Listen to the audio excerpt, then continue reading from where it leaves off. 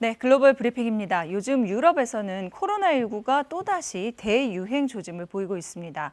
하루 신규 확진자가 최근 30만 명을 넘어서 전 세계 신규 확진자의 절반을 유럽이 차지할 정도인데요.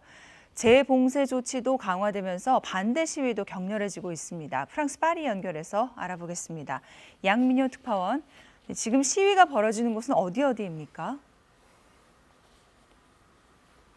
네, 스페인, 이탈리아 또 이곳 프랑스를 비롯해 독일, 영국 등 코로나19 상황이 심각해진 유럽 곳곳에서 반대 시위가 벌어지고 있는데요. 지난 주말 새 스페인과 이탈리아 시위가 특히 격화됐습니다. 누적 확진자가 120만 명을 넘은 스페인은 수도 마드리드와 바르셀로나 등에서 야간 통행 금지령에 반대하면서 수천 명이 모였습니다.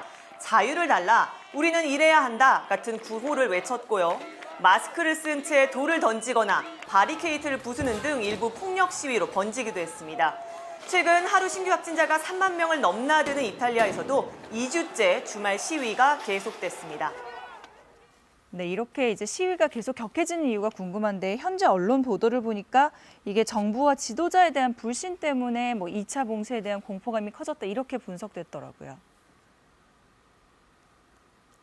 네, 그동안 쌓인 불신, 불만이 2차 봉쇄령이 임박하면서 터져나온 겁니다. 이미 재봉쇄령이 내려진 프랑스에 의해서 이탈리아나 스페인도 다시 봉쇄 수순을 밟고 있거든요.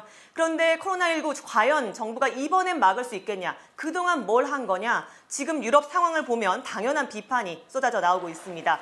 이미 지난 봄 석 달 넘게 고통스러운 봉쇄를 경험했고 경제적, 사회적 타격도 가시지 않은 데다가 자영업자 등에 약속한 정부 지원책도 제대로 이루어지지 않았다는 겁니다.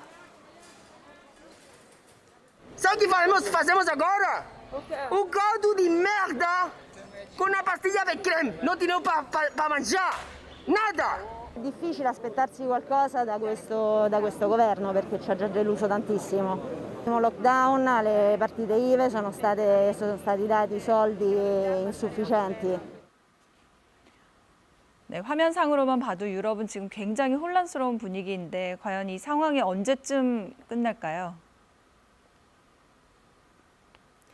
네, 코로나19 확산이 극적으로 잦아들지 않는 한 최소 연말까지는 계속될 걸로 보입니다.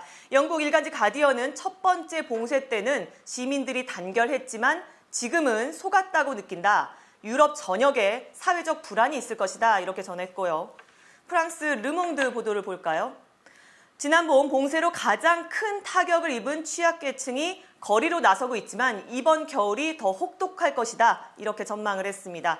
유럽 각국 정부가 지금 조치를 감내해야 크리스마스를 잘 보낼 수 있을 거라면서 설득을 하고 있지만 국민들 달래기에도 바이러스를 막기에도 역부족이라는 분석입니다. 지금까지 파리에서 전해드렸습니다.